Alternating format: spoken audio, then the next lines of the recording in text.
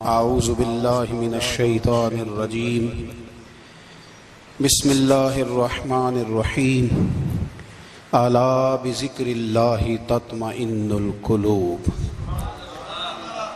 صدق اللہ العظیم وصدق رسولہ النبی الکریم ان اللہ وملائکتہ یصلون علی النبی یا ایہا الذین آمنوا صلوا علیہ وسلموا تسلیما اللہم صل علی سیدنا و مولانا محمد معدن الجود والکرم وآلہ وصحبہ وبارک وسلم۔ تمام تعریفیں حمد و ثنا اللہ تعالی جل جلالہ کے لیے۔ زاں بعد درود و سلام نبی اکرم نور مجسم شفیع معظم احمد مجتبیٰ جناب حضرت محمد مصطفیٰ صلی اللہ تعالی علیہ وسلم کی ذات والا صفات کے لیے حمد و صلات کے بعد قرآن مجید نے ارشاد فرمایا الا بذکر اللہ تطمئن القلوب، فرمایا خبردار ہو جاؤ اللہ کے ذکر میں ہی دلوں کا اطمینان ہے، اللہ کے ذکر میں دلوں کا چین ہے۔ لوگ بہت سارا مال، بہت ساری دولت، بہت ساری عقل اور بہت سارا شعور ہونے کے باوجود بے سکون ہیں۔ جس چیز نے زمانے کو تکلیف میں مبتلا کر دیا ہے اور جو چیز ڈھونڈنے سے نہیں ملتی وہ اطمینان ہے، وہ قرار ہے۔ لوگ بھیک مانگتے ہیں، منت کرتے ہیں، دہائی دیتے ہیں کہ کہیں سے سکون کی دولت مل جائے، لیکن وہ میسر نہیں آ رہی۔ بڑے بڑے لوگ ہیں اور میں عرض کر چکا ہوں کہ مالدار بھی ہیں اور عقل مند بھی ہیں، باشعور ہیں، پڑھے لکھے ہیں، پر قلبی سکون، راحت، اطمینان، چین انہیں میسر نہیں آ رہا۔ راتیں جاگ کر گزر جاتی ہیں، دن آزمائش میں بیت جاتا ہے۔ وہ کبھی اس کے لیے ٹھنڈے علاقوں کا سفر کرتے ہیں، کبھی دوستوں کی مجلسوں میں جا کر کے بیٹھتے ہیں، کبھی گھر سے دور اکیلے میں تنہائی میں وقت گزارنے کی کوشش کرتے ہیں، لیکن دولت سکون ناپید ہوتی ہے، میسر نہیں آتی۔ عرش کا رب فرماتا ہے کیوں تو بھٹکتا پھرتا ہے، کیوں دائیں بائیں جاتا ہے، چپ کر کے مسجد آ جا اور لوگوں سے بچ کے تنہائی میں میرا ذکر کر۔ اللہ ملے گا کیا؟ فرمایا اعلیٰ بذکر اللہ تطمئن القلوب، میں تیرے بے چین دل کو چین عطا کر دوں گا۔ وہ تیرا تڑپتا اور پھڑکتا ہوا مزاج، اسے میں سکون کی دولت دوں گا۔ یہ تجھے کہیں اور نہیں ملے گا، یہ میری یاد میں ملے گا۔ یہ چین، قرار، سکون تجھے یہیں میسر آئے گا۔ اطمینان قلبی زندگی کا حسن ہے بھائی، دولت سکون اصل ہے۔ بڑے ٹھنڈے کمرے میں کچھ لوگوں کو نیند نہیں آتی، اور داتا صاحب رحمۃ اللہ علیہ آپ جائیں تو دونوں سڑکوں کے بیچ جو فٹ پاتھ ہے نا، اس پہ بھی کچھ لوگ سوئے ہوتے ہیں۔ ادھر سے بھی گاڑیاں گزرتی ہیں، ادھر سے بھی گاڑیاں گزرتی ہیں، لیکن بس نیند ہے نا، اللہ کا فضل ہے، اس نے دے دی ہے، آنے والوں کو آ گئی ہے۔ اطمینان قلبی۔ میرا معاشرہ بے سکون ہے، بے قرار ہے۔ مجھے کچھ لوگ کہتے ہیں جی میں آج کل بڑا بور ہو رہا ہوں، تو میں کہتا ہوں یار ہمیں تو ٹائم ہی نہیں ملا آج تک بور ہونے کا، نہیں وقت ہی نہیں اتنا میسر آیا، کون سا ٹائم نکالے جس میں بندہ بور ہو؟ وہ تو ہے کہ انسان کچھ فارغ ہو، کہیں اس کے پاس گنجائش ہو تو بور بھی ہو لے۔ کیسے بور ہو لیتے ہو؟ یہ کیا ہوتا ہے بور ہونا؟ زندگی میں اتنا وقت ہی کہاں ہے کہ انسان بور ہوتا پھرے اور یہ تصور بناتا پھرے کہ میں بڑی آزمائش میں ہوں تو میں بڑے بور ہو رہا ہوں، تو میں بڑی تکلیف میں ہوں۔ تو وقت بہت زیادہ ہے ہمارے پاس، لایانی کاموں میں ضائع بڑا ہوتا ہے، تو ہم بور ہوتے ہیں، پریشان ہوتے ہیں۔ اللہ فرماتے ہیں یہ جو میری یاد ہے نا، لیکن اس کا بھی ایک طریقہ ہے یاد کا، اس طریقے سے اگر میرے رسول کریم علیہ السلام نے فرمایا اللہ کا ذکر اس طرح کرنا کہ دیکھنے والا تمہیں دیوانہ سمجھے۔ لوگ سمجھیں کہ کوئی مجنون ہے، کوئی جنونی ہے، کوئی پاگل ہے۔ یہاں اللہ تعالیٰ معاف کرے، آپ ذکر کی مجلس چھیڑیں، آپ نعت شریف کی مجلس چھیڑیں تو بہت سارے لوگ پروفیسر بن جاتے ہیں، وہ ساری نہیں ہلاتے، ان کی زبان ہی حرکت میں نہیں آتی۔ حالانکہ رب کریم کا ذکر اس طرح کرو کہ دیکھنے والا تمہیں دیوانہ سمجھے، کہیں اور کھونے کی ضرورت ہی نہیں۔ میرے حبیب گویا ہمیں فرماتے ہیں تو رب کے ذکر میں اس طرح کھو جا کہ تجھے دنیا کا خیال ہی نہ رہے، تجھے پھر دنیا کی ہوش نہ رہے۔ لیکن اگر نماز میں بھی خیال غیر آئے، ذکر میں بھی توجہ کہیں اور ہو، زندگی میں وہ عجیب لمحہ تھا، وہ میرے ساتھ تھا اور میں تنہا تھا۔ اگر ماحول یہ ہو کہ آپ کہیں جسم کے ساتھ تو موجود ہوں، روح موجود نہ ہو، تو پھر لذت ذکر بھی میسر نہیں آتی، پھر کیف نہیں حاصل ہوتا۔ یاد رکھیں کہ اس طرح کھو کے رب کی یاد کہاں سے کیف آئے گا؟ الجھ ہی پڑا گئے ہیں۔ وہ مستی، وہ سرور، وہ کیف جو اللہ کے ذکر میں ہوتا تھا، جو کبھی مرشد کامل کے سامنے بیٹھ کر لوگ اللہ اللہ کرتے تھے تو لگتا یہ تھا کہ یہ یہاں ہے ہی نہیں، یہ تو کہیں اور چلے گئے ہیں، یہاں موجود ہی نہیں۔ لیکن اب وہ موج نہیں، وہ شوق نہیں، وہ درد نہیں، وہ زید نہیں۔ اقبال تڑپ کے کہا کرتے تھے، خیرت کی گتھیاں سلجھا چکا ہوں، یا رب مجھے صاحب جنوں کر دے، اللہ مہربانی فرما، وہ کیفیت دے، وہ سرور دے۔ زندگی میں اگر اطمینان چاہتے ہو تو کبھی کبھی سب کچھ بھول کے نا تو مست ہو جایا کرو رب کی یاد میں۔ کبھی کبھی چھوڑ دیں دنیا، چھوڑیں یار موبائل، کسی وقت کریں اس کو بند، چھوڑیں اس بات کا خیال کہ فلانے نے سلوٹ کیا ہے کہ نہیں کی، چھوڑیں۔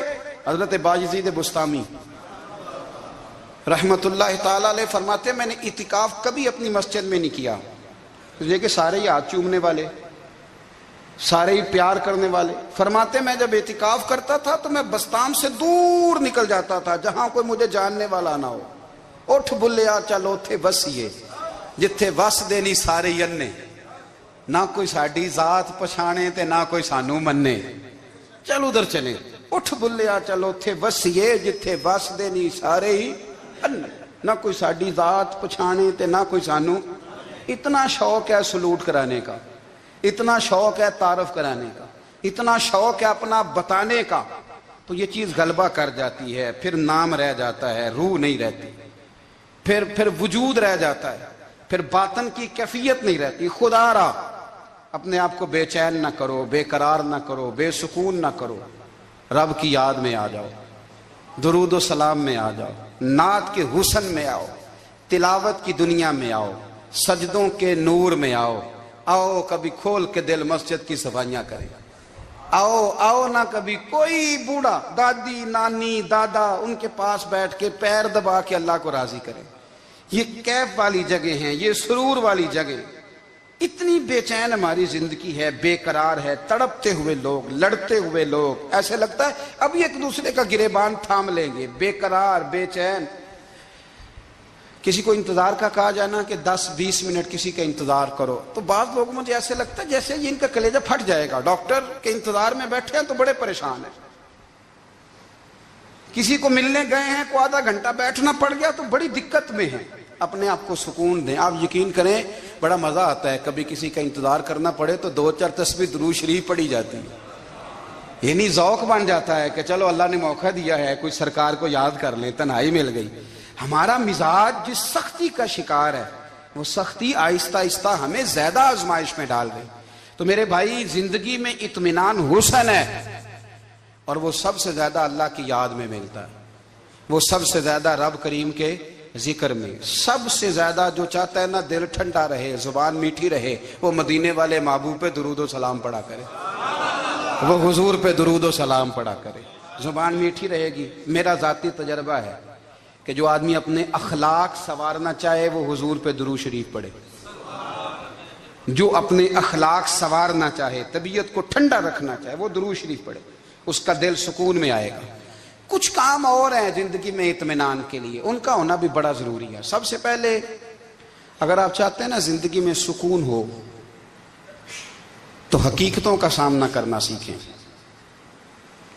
آپ جو ہیں وہ رہنا سیکھیں، جو آپ نہیں ہیں وہ بننے کی کوشش نہ کریں۔ حقیقت کا سامنا کرو گے تو زندگی اطمینان میں آ جائے. ہم نے نا بہانے بنا لیے ہیں، ہیلے بنا لیے، جھوٹ کے سہارے اپنے آپ کو اونچا کر لیا. ایک آدمی سے کہا جاتا ہے تو رشوت نہ لے، تو کہتا ہے میں غریبوں سے نہیں لیتا. تو میرا سوال یہ ہے کہ امیروں کا حساب لینے کی اللہ نے تیری ڈیوٹی لگائی ہے، تیرے ذمہ لگایا ہے کہ تو امیروں کا حساب کر. تمہیں کیا ضرورت پڑی ہے؟ ہم نا بہانہ کرتے ہیں، رشوت لینے والے کا الگ بہانہ ہے اور سفارش والے کا الگ بہانہ ہے. حقیقت کا سامنا کریں، حقیقت کا. جو میرے ذمہ داریاں ہیں وہ میں نے پوری کرنی، جو آپ کی ذمہ داریاں ہیں وہ آپ جان نہ چھڑائیں، حقیقت پسند بنیں. میرے رسول کریم، پھر پڑھیے درود شریف صلی اللہ تعالی علیہ وسلم. حضور صلی اللہ علیہ وسلم نے فرمایا کہ میری بیٹی سیدہ فاطمہ الزہرا رضی اللہ تعالی عنہا صرف جنتی نہیں، جنتی عورتوں کی سردار ہے. لیکن حضور نے یہ بھی فرمایا کہ فاطمہ یہ خیال رکھنا اگر اللہ نے حساب پوچھا تو حساب تم نے خود دینا ہے. نہیں، حقیقت کی طرف توجہ کرائی حضور نے. وہ صرف جنتی نہیں، جنتی عورتوں کی سردار ہیں، پر حقیقت کی جانب توجہ. میں حقیقت یہ ہے کہ اگر مالک نے حساب پوچھا تو اس کی تیاری بھی کرنی ہے. دیکھیں نا، ہمیں کچھ یقین نہیں، اللہ معاف کرے کہ ہمارا حساب کیسا ہوگا، لیکن کتنے آزاد ہیں. یعنی بڑی دلیری سے بندے کہتے ہیں فجر نہیں پڑھتا جی، 3 پڑھتا ہوں جی، شاہ رہ جاتی ہے جی، کپڑے صاف، بڑی دلیری سے. اور سیدہ فاطمہ الزہرا نے ساری رات مصلی باز رکھا ہے، حالانکہ انہیں یقین تھا کہ رب مجھے بغیر حساب کتاب جنت دے گا. حقیقت کا سامنا کریں. جو حقوق آپ کے ہیں وہ آپ نے ادا کرنے ہیں، جو ذمہ داریاں ہیں وہ ذمہ داریاں ہیں. دیکھیں نا، حضرت موسیٰ کلیم اللہ علیہ السلام کے پاس اسرائیل روح نکالنے آئے تو حضرت موسیٰ نے تھپڑ مارا، آنکھ نکال دی. واپس گئے، اللہ انہوں نے تو جلال فرمایا ہے. کہا موسیٰ علیہ السلام سے کہیے بیل کی پشت پر ہاتھ رکھیں، جتنے بال ان کے دستے مبارک کے نیچے آئیں گے اتنے 1000 سال ان کی عمر بڑھا دی جائے گی. یعنی میرے کان میں کوئی بتا دے کہ جناب 60 سال بڑھ گئی، یا آپ کے کان میں کوئی کہہ دے تو خوشی ہوتی ہے کہ نہیں؟ لیکن یہ حقیقت پسندی نہیں، اس لیے کہ 60 بھی گزر جائیں گے، 70 بھی، یہ حقیقت نہیں. حضرت موسیٰ کلیم، چلے میں مثال دیتا ہوں، سمجھ لے 10 بال، حالانکہ بہت زیادہ آتے ہوں گے، 10 بال اگر حضرت موسیٰ کے ہاتھ کے نیچے آئے تو 10,000 سال تو عمر بڑھ گئی نا. 10 یعنی 10 سال نہیں، 10 نہیں، 10 بہت زیادہ تھی نا. تو حضرت موسیٰ کلیم اللہ علیہ السلام سے آ کے عرض کیا گیا حضور بیل کی پشت پر ہاتھ رکھیں، جتنے آپ کے ہاتھ کے نیچے بال آئیں گے اتنے 1000 سال عمر بڑھ جائے گی. تو حضرت موسیٰ نے حقیقت پسندی والی بات کی. فرمایا پھر کیا ہوگا؟ 10,000 سال کے بعد پھر کیا ہوگا؟ کہا حضور جانا تو پھر بھی ہے. فرمایا پھر ابھی چلتے ہیں. اگر جانا ہے نا، جانا ہے تو پھر، اگر جانا ہے تو پھر ابھی. اور سجنوں اگر نماز پڑھنی ہے تو ابھی کیوں نہیں؟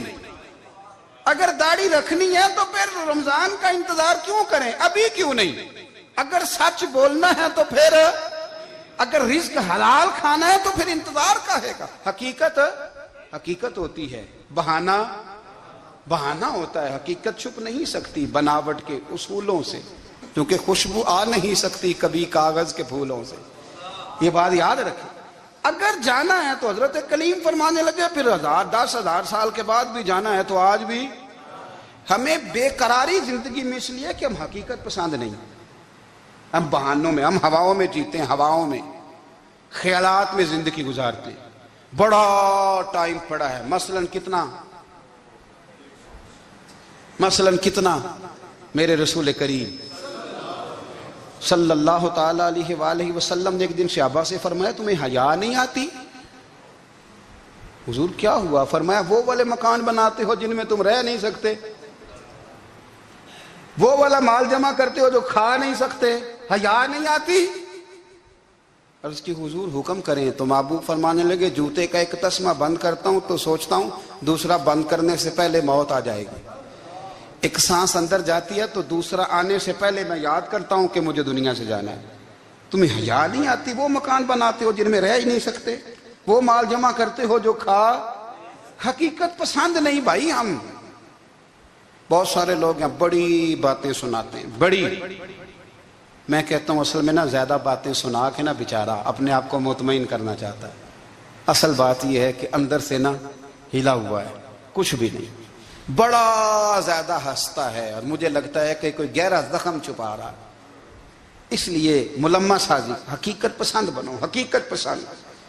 یاد رکھنا، من ترک صلاۃ متعمدا فقد کفر. میرے رسول نے حقیقت بیان کی، فرمایا جس نے ایک نماز بھی جان بوجھ کے چھوڑی اس نے رب کے رب ہونے کا انکار کیا، اس نے کفران نعمت کیا. یہ حقیقت ہے، کوئی کلیریفیکیشن نہیں، کوئی وضاحت نہیں. جو نماز نہیں پڑھتا جھوٹ بولتا ہے، غلط بیانی کرتا ہے. جو شخص رزق حرام کما کے کہتا ہے کہ اس کے بغیر گزارا نہیں چلتا، وہ جھوٹ بولتا ہے. اس لیے کہ رب فرماتا ہے جب تجھے پیدا کیا ہے تو تیرا رزق میرے ذمہ ہے. اللہ فرماتا ہے کہ لا یکلف اللہ نفسا الا وسعها، میں کسی پر وہ بوجھ نہیں ڈالتا جو اٹھا نہ سکے. نماز فرض کیا، اس کا مطلب ہے ہم پڑھنے کے قابل ہیں. اس نے ہمارے ذمہ داریاں لگائی ہیں تو مطلب یہ ہے کہ ہم ذمہ داریاں ادا کرنے کے قابل ہیں، ورنہ وہ کہتا ہے میں وہ بوجھ ڈالتا ہی نہیں جو تجھ سے اٹھایا نہ جائے. اگر چاہتے ہو کہ زندگی میں اطمینان ملے تو خدا را حقیقت پسندوں والی زندگی گزارو. یہ فضاؤں میں زندہ رہنا، ہواؤں میں اللہ بڑا معاف کرنے والا ہے، اللہ بڑا کریم ہے، معاف کر دے گا. تو بھئی یہ بات صحابہ کو بھی پتا تھی، یہ اہل بیت کو بھی خبر تھی، تو وہ تو ایک ایک بات کا لحاظ کرتے تھے. یہ غوث اعظم کو بھی پتا تھی، یہ ان کے والد کو بھی پتا تھی جنہوں نے کسی کا ایک سیب کھا لیا تھا تو 12 سال اس کے گھر میں نوکری کرتے رہے. انہیں نہیں پتا تھا اللہ بڑا کریم ہے، معاف کر دے گا، ایک سیب ہی ہے نا. تو حقیقت پسندی آپ کو سکون دے گی. اور اگر آپ نے اپنے آپ کو غیر مطمئن کیا ہوا ہے، بات کچھ اور ہے، اور آپ نے اپنے آپ کو ڈال کسی اور طرف لیا ہے، تو پھر آپ کو سکون مل سکتا؟ سکون حقیقت پسندی میں، اصل میں سکون ہوتا ہے، اداکاری میں سکون نہیں ہوتا. تیسری بات سنیں، اگر آپ چاہتے ہیں زندگی میں مطمئن رہیں تو دنیا داروں سے امیدیں توڑ دیں، اللہ اور اس کے رسول سے امید وابستہ کریں، اولیاء اللہ سے امیدیں وابستہ کریں، صحابہ اور اہل بیت سے امیدیں، اللہ اور اللہ والوں سے امیدیں، دنیا داروں سے امیدیں. آپ کو پتا ہے دنیا دار کی تباہی کب ہوتی ہے؟ جب انہیں خوشامدی مل جاتا ہے. چودھری کا بیڑا اس وقت غرق ہوتا ہے جب اسے چودھری کہنے والے زیادہ ہو جاتے ہیں. سیٹھ صاحب اور نواب صاحب بیچارے تباہ تب ہوتے ہیں بھولے پن میں، جب ان کے دائیں بائیں ریلا ہوتا ہے سیٹھ صاحب کہنے کا. لوگ انہیں کھانا چاہتے ہیں، پیار ان کا نہیں ہوتا، ان کی جیب کا ہوتا ہے. محبت ان سے نہیں ہوتی، ان کی کرسی سے ہوتی ہے. ضروریات کا پیار ہوتا ہے، تباہ کر دیا جاتا ہے. ہماری ساری توقعات دنیا داروں سے وابستہ ہو گئی ہیں. ناراض نہ ہونا، پیروں نے، مولویوں نے، درویشوں نے، انہوں نے بھی سیٹ رکھے ہوئے جلسوں کی صدارت کرانے کے لیے. یعنی مذہبی جلسہ ہے، اس میں بہت زبردست پڑھے لکھے صاحب تقوی عالم کا خطاب ہے، اور کی صدارت وہ بندہ کر رہا ہے جس نے عشاء کی نماز بھی نہیں پڑھی. وہ بندہ صدارت کر رہا ہے، کیوں؟ اس لیے کہ اس نے ₹1,00,000 دیا محفل میں. خدا را دنیا داروں سے امیدیں چھوڑ دیں، ورنہ آپ کمزور پڑ جائیں گے، آپ کی امیدیں ٹوٹیں گی. کتنا کمزور ہے وہ شخص جو 2-4 ہزار کے لیے کسی بندے کی چاپلوسی کرتا ہے، اس کے پیچھے بھاگتا ہے، خوش آمدیں کرتا ہے تھوڑے سے نوٹوں کے لیے. دکھ سکھ میں کام آئے گا اس کام کے لیے. میرے رسول کریم علیہ السلام نے فرمایا جس نے بندوں کو راضی کرتے کرتے رب کو ناراض کر دیا، اس کی دنیا بھی گئی اور آخرت بھی گئی. اور فرمایا جس نے بندوں کی پرواہ نہیں کی، اللہ کو راضی کیا، فرمایا اگر رب راضی ہو گیا تو لوگوں کے دلوں میں بھی محبت پیدا فرما دے گا. کیا ضرورت ہے خوشامد کرنا دنیا داروں کی، سیٹوں کی، نوابوں کی، چاپلو. اور میں آپ کو ایک بات بتاؤں، ہوتا پتہ کیا ہے؟ یہ جو حب جا اور حب با ہوتی ہے نا، اس سے پیٹ نہیں بھرتا. آپ کو اگر خوشامد کرنی ہے تو پھر آپ کو ساری زندگی کرنی ہے. پھر ان کو بھی پتہ ہوتا ہے کہ تعلق کس بنیاد پر ہے، اس میں کبھی بھی خلوص پیدا نہیں ہوتا. آپ بے چین رہتے ہیں، بے قرار رہتے ہیں، آپ کو تکلیف رہتی ہے ہمیشہ. کبھی بھی دنیا داروں سے امیدیں وابستہ نہ کریں. ایک بات سنیں بڑی شاندار، امام غزالی نے لکھی ہے. امام غزالی فرماتے ہیں کہ ہارون الرشید نہ حج کر کے واپس آیا بغداد میں، تو کونے میں حضرت بہلول دانا بیٹھے تھے. رش بہت تھا، مجمع بڑا تھا. حضرت بہلول دنا بھی سڑک کے کنارے بیٹھے تھے تو سپاہی کہنے لگے یہاں سے اٹھ جاؤ، فرمانے لگے ہارون رشید کی زمین نہیں، زمین میرے رب کی ہے، میں کیوں اٹھوں؟ وہ قریب سے گزرا تو سلام لی، تو آپ نے اس کا پروٹوکول دیکھا تو فرمانے لگے ہارون رشید تجھ سے تگڑے تگڑے موٹے موٹے پروٹوکول میں نے لوگوں کے دیکھے ہیں، اور یہ جو تیرے دائیں بائیں آج تیرے نعرے لگا رہے ہیں یہ پہلے ان لوگوں کے نعرے لگایا کرتے تھے، اور تھوڑا وقت گزرنے دے، جو تیرے بعد آئے گا نا یہ سارے پھر ان کے نعرے بھی لگائیں گے۔ تو جھوٹ کی دنیا میں زندہ ہے، ان سے تو نے امیدیں وابستہ کی ہیں، یہ کل اس کے نعرے لگائیں گے۔ اس کے دل پہ بڑا اثر ہوا، گھوڑے سے اتر آیا، آگے کہنے لگا حضور آپ نے مجھے بڑی اچھی نصیحت کی ہے، میرا دل بڑا ٹھنڈا ہوا ہے، میں نے سنا ہے آپ مقروض ہیں، کچھ لوگوں کا قرض، تو مجھے کوئی حکم ہی کر دیں۔ آپ ہنسنے لگے، فرمانے لگے یار تو بڑا ہی بیوقوف ہے، بڑا ہی بیوقوف ہے، تو میں تجھے نصیحت کر رہا ہوں تو مجھے الجھا رہا ہے، حضور کوئی حکم کر دیں۔ کیا خوبصورت انداز ہے رب کریم کے بندوں کا۔ حضرت بہلول دانا فرمانے لگے تیرا رب کون ہے؟ کہا اللہ، تو فرمایا میرا کون ہے؟ کہا اللہ۔ فرمانے لگے یہ تو نہیں نہ ہو سکتا کہ اللہ ہارون رشید کو دیتا رہے اور بہلول دانا کو بھول ہی جائے، یہ تو نہیں نہ ہو سکتا کہ ہارون رشید کو دیتا رہے اور بہلول دانا کو بھول جائے۔ فرمایا اس کا دل، اس کا ارادہ ہوا، ارادہ قدرت ہوا کہ بہلول مقروض رہنا چاہیے، تو اگر رب مجھے رکھنا چاہتا ہے، دکھ قبول محمد بخشا راضی رہن پیارے، اگر وہ چاہتا ہے میں مقروض رہوں تو میں بھی چاہتا ہوں کہ میں مقروض ہی رہوں، یہ تو نہیں نہ ہو سکتا کہ تجھے دے اور مجھے نہ دے۔ فرمایا میری تجھ سے کوئی امید نہیں، مجھے جب بھی دے گا میرا رب بھی دے گا، اور وہ دے گا تو پھر انشاءاللہ خزانے کھول کے دے گا۔ دنیا داروں سے امیدیں وابستہ کرنا، لوگوں کے پیچھے، یہ چھوڑ دیں، آپ بے چین رہیں گے، بے قرار رہیں گے۔ اللہ والوں سے ضرور امیدیں وابستہ کریں، اس لیے کہ ان کے پاس جو کچھ ہوتا ہے وہ دراصل رب کا ہی ہوتا ہے، لیکن سیٹھوں سے، نوابوں سے، سیاستدانوں سے باز آ جائیں، ہماری بڑی امیدیں وابستہ ہیں۔ میں اکثر کہتا ہوں جتنے پھیرے نوکری کے لیے دنیا دار کے دروازے پہ لگائے ہیں نا، اس سے کم دفعہ مسجد میں نفل پڑے ہوتے تو رب اتنی بڑی مہربانی فرما دیتا۔ تیسری بات یہ یاد رکھیں، اگر سکون لینا چاہتے ہیں نا، اگر سکون لینا چاہتے ہو نا تو لوگوں کو ڈسکس کرنا بند کر دو۔ کس کو اللہ نے کتنے پیسے دیے ہیں وہ جانے اور اللہ جانے، کس کو اللہ نے کتنی گاڑیاں دی ہیں وہ جانے، اور لوگوں کو ڈسکس کرنا جی۔ یعنی میں ایک جگہ بیٹھا تھا تو ایک صاحب گاڑی والا گزرا، گاڑی میں بیٹھ کے، اس کا پڑوسی تھا، کہندے تھا منہ ہے کار والا، میں کہ وہ تے ہے تاں ہی بیٹھا ہے، تے ہن میں کہ سمجھانا سی نا انہوں، میں کہ توں تے میں حساب لائیے بھی ساڈے کول کوئی نہیں، وہ تے ہے، لیکن نا اللہ نے اسے دی ہے نا، تو اللہ نے چاہا نا وہ کار میں بیٹھے، تو اس نے پھٹے پہ بیٹھ کے یہ تبصرہ کیا کہ منہ ہے کار والا، میں کہ ابھی وہ تے ہے تاں کار ہے تھے۔ اب مجھے اور تجھے اندازہ لگانا چاہیے کہ ہم کیا یہ بحث ہے، یعنی اللہ کو چاہیے تھا معاذ اللہ کے پہلے تجھ سے پوچھتا کہ اسے کار دینی ہے کہ نہیں، کیا مطلب فضول بحث ہے۔ وہ چیز ہمیں اتنا تنگ کرتی ہے، اتنی تکلیف دیتی ہے کہ آپ یقین کریں سارا دن اسی کو ڈسکس کرتے ہیں، سارا دن اس کے پاس گاڑی ہے، اس کے پاس کار ہے، فلانے کا پیسہ 1 نمبر ہے، فلانے کا 2 نمبر ہے، فلانے کا 6 نمبر ہے۔ اصل بات کے اندر حسد ہے، اس کو نکالو۔ ایک بات کہنے لگا ہوں، اسے یاد رکھنا، میرے اعلیٰ حضرت رحمۃ اللہ علیہ فرمایا کرتے، حسد کرنے والا بندوں پر اعتراض نہیں کرتا، اللہ پر اعتراض کرتا۔ وہ کہتا ہے اللہ اسے کیوں دیا ہے، اتنا کیوں دیا ہے، معاذ اللہ وہ اللہ کی تقسیم پر اعتراض کرتا۔ حسد کرتے ہو بے چین رہو گے، حسد آپ کے دل کو تڑپا کے رکھ دے گا، چھوڑے۔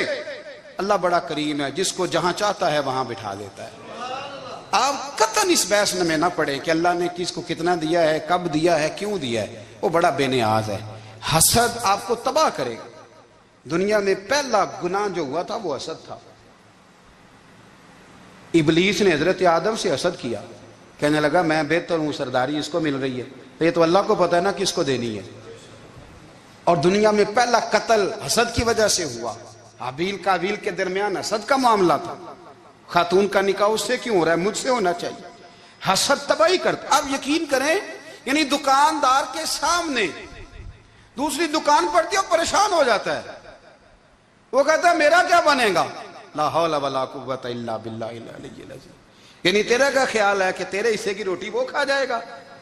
اتنا چھوٹا دل، یعنی تیرا موقف یہ ہے کہ تیرے حصے کا نصیب اس تک چلا جائے گا، یہ تیری خواہش ہے؟ ایک دوسرے کی کمزوریاں بیان کرنا، اس کا تو مال ہی ناقص ہے جی، اس کے تو پاس ہی کچھ نہیں، یہ تو کمزور لوگوں کا طریقہ ہے۔ میرے رسول کریم علیہ السلام گزر رہے تھے، پت جھڑ کا موسم تھا، خزاں کا موسم تھا، درختوں کے پتے جھڑ رہے تھے، صحابہ کو ساتھ لے کے حضور گزرے اور ایک درخت کی ٹہنی کو پکڑ کے حضور نے ہلایا۔ صحابہ فرماتے ہیں کہ چھم چھم اس کے پتے گرے، زمین پر ڈھیر لگ گیا۔ حضور نے فرمایا دیکھا تم نے کیا ہوا؟ حضور ہاں۔ فرمایا کتنی تیزی سے پتے جھڑے ہیں، صرف تنا رہ گیا ہے اور خالی ٹہنیاں رہ گئی ہیں، کوئی حسن بچا ہے؟ حضور نہیں۔ تو نبی کریم فرمانے لگے جو حسد کرتا ہے نا، اس کی نیکیاں بھی اسی طرح جھڑ جاتی ہیں، اسی طرح۔ اور ایک جگہ حضور فرمانے لگے جس طرح راکھ لکڑی کو آگ جب آگ کھا جائے تو پھر لکڑی کو لکڑی نہیں کہا جاتا، راکھ کہا جاتا ہے، کوئلہ کہا جاتا ہے، اس کی اصل باقی یعنی اسے کھائی جاتی ہے۔ تو حضور علیہ السلام فرمانے لگے جس طرح آگ لکڑی کو کھا جاتی ہے، فرمایا اسی طرح حسد نیکیوں کو کھا جاتا ہے، نیکیاں رہتی نہیں۔ حسد کرنے والے کے پاس نیکیاں یعنی ان کی اصل شکل موجود، کبھی بھی حسد نہیں کریں۔ اللہ کی تقسیم ہے، جس کو چاہے جب چاہے جتنا چاہے عطا کرے۔ اور چوتھی بات میرے بھائی، کبھی بھی بغض نہ پیدا کریں۔ بغض والے لوگ بے سکون رہتے ہیں۔ بہت ساری کمزوریاں ہمارے اندر ہوتی ہیں نا، پھر اللہ ہماری روزی تو نہیں نہ بند فرماتا، یہ تو نہیں کہتا کہ زمین سے نکل جاؤ۔ اگر یہی والا معاملہ ہو جو ہمارا ہے کہ شادی پہ اس نے میرے ساتھ برا سلوک کیا تھا، اب ساری زندگی بغض رکھنا ہے، اگر یہی معاملہ فرشتے اللہ کی بارگاہ میں کہیں کہ یا اللہ اس نے فلانے دن شراب پی تھی، اب اس کو زمین میں نہیں رہنے دینا، نظام زندگی چلے گا؟ تو اگر اللہ ہمیں معاف کرتا ہے تو ہم بندوں کو معاف کیوں نہیں کرتے؟ آپ یقین کریں اتنی لمبی عداوتیں، اتنا لمبا حسد، اتنا لمبا بغض، اتنا لمبا۔ حدیث میں نے پڑھی، میں حیران رہ گیا۔ میرے نبی کریم علیہ السلام نے فرمایا اپنی بیوی سے کبھی بغض نہ رکھنا، اگر اس کی ایک بات ناپسند ہو تو اسے چھوڑ کے وہ بات دیکھو جو تمہیں پسند ہے۔ میں اس حدیث کو پڑھ کے سوچنے لگا کہ کیا بیوی کا بھی بغض رکھتے ہیں لوگ؟ اب حضور نے کہا ہے تو اس کا مطلب ہے لوگ بیوی کا بغض بھی رکھتے ہیں۔ اب اس پر استدلال کر کے مجھے کہنا پڑے گا کہ سسرال والوں کا بغض بھی رکھتے ہیں، کہنا پڑے گا کہ بھائی کے سسرال والوں سے بھی بغض رکھتے۔ اس حدیث کی روشنی میں سمجھا کہ لوگ بھابھی کا بغض بھی رکھتے ہیں، بغض، ورنہ عادتیں تو ہماری بھی کئی بری ہوتی ہیں۔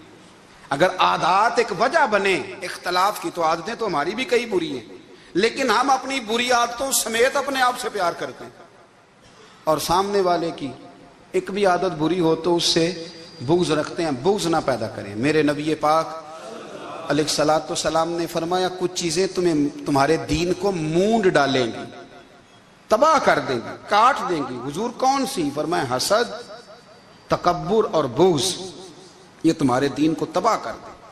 ہم بے چین اس لیے ہیں کہ ہم نے بہت سارے لوگوں کا بغض پالا ہوا ہے، اور ہر فیلڈ میں سیاستدان نے سیاستدان کا، ذاتیات پر اتر کے بات کرتے ہیں، معزز ترین لوگ، تاجر نے تاجر کا، اللہ ماشاءاللہ بعض جگہ پہ اہل علم بھی ایک دوسرے سے عداوت رکھتے ہیں۔ خدا را دل رب کریم کے آنے کا ٹھکانہ ہے، یہ صاف ہوگا تو اس میں رب رسول کے جلوے ہوں گے، اگر اس میں عداوت ہو، اس میں بغض ہو، اس میں کینہ ہو، نفاق ہو۔ سنیں میرے رسول کریم حضرت ابوبکر صدیق رضی اللہ تعالیٰ عنہ کہتے ہیں میں رو ہی پڑا۔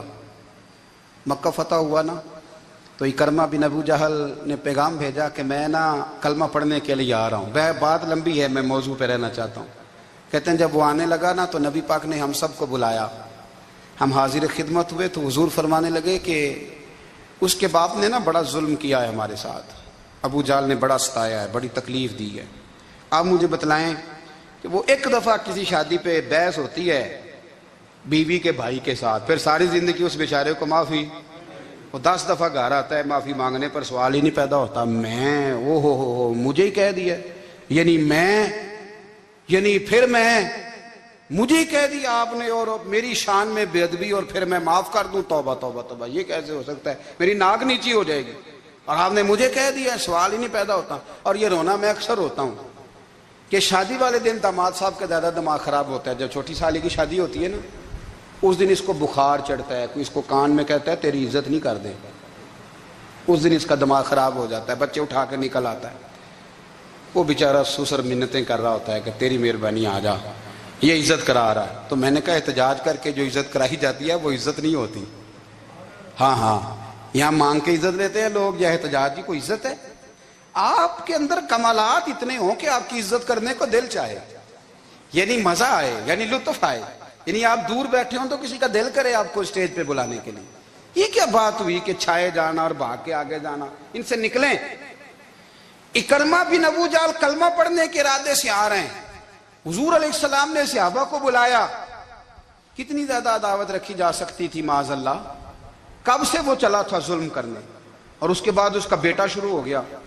کتنی باتیں تھیں جو ناقابل معافی تھیں، پر کریم رسول نے ہمیں بتلایا ہے کہ سکون والی زندگی کہتے کس کو ہے۔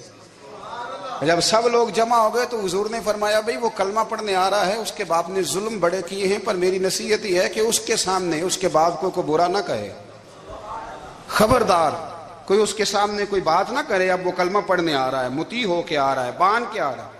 کہتے ہیں اللہ کے رسول نے نا کافی دیر تک خطبہ دیا، بریفنگ دی، بات سمجھائی۔ جناب صدیق اکبر کہتے ہیں میں رو پڑا۔ ایک صحابی مجھے کہنے لگے تمہیں کیا ہوا؟ تو میں نے کہا میں مصطفیٰ کی رحمت پہ رو رہا ہوں۔ دیکھو کن کے لیے حضور گراؤنڈ بنا رہے ہیں، اے دیکھو کن کے لیے حضور تیاری کر رہے ہیں، جنہوں نے ساری زندگی دشمنی کی۔ خدا را یہ اندر سے عداوتیں نکال پھینکو۔ او بھائی اتنا تو لمبا ٹائم ہی کوئی نہیں، اتنا تو وقت ہی کوئی نہیں، اس کو صاف رکھو۔ بندہ کوئی کر بھی گیا تو کوئی حرج نہیں، چنگی مندی سجنا کولوں 100 واری ہو جاندی، یار یاراں دا گلا نہیں کر دے۔ اصل پریت یار یاراں دا جڑا گلا کردا جے یار نہیں جی ہوندا۔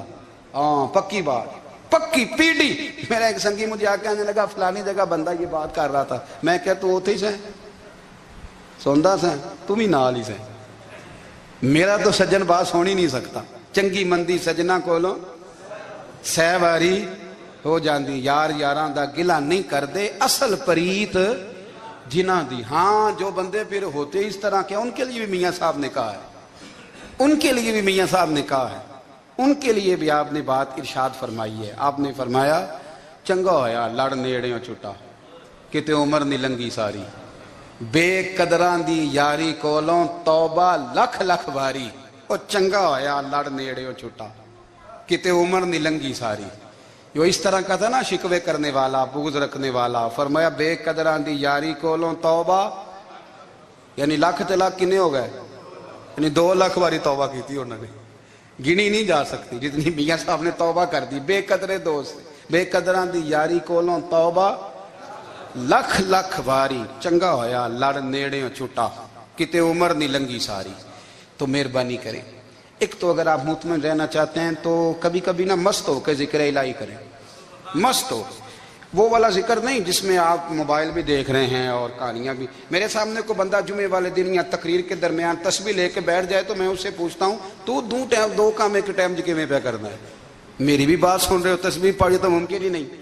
تسبیح تو تسبیح ہے، جب وہ ہوگی تو پھر کوئی اور کام سوال ہی نہیں پیدا ہو۔ ایک تو ذکر کریں محو ہو، دوسری بات حقیقت کا سامنا کریں۔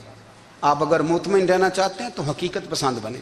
تیسری بات حسد چھوڑ دیں، دوسروں کو ڈسکس کرنا چھوڑ دیں، آپ یہ دیکھیں کہ اللہ نے مجھے کیا کچھ دیا، اس پہ راضی رہیں۔ اور چوتھی بات عداوت چھوڑ دیں، سینے میں کینہ چھوڑ دیں، آپ کی زندگی مطمئن ہو جائے گی، آپ خوشحال رہیں گے۔ وہ جو آپ لفظ کہتے ہیں نا کہ میں بور ہوں، میں پریشان ہوں، اس سے آپ نکل آئیں گے۔ اللہ ہمیں محبوب کی غلامی میں زندہ رکھے۔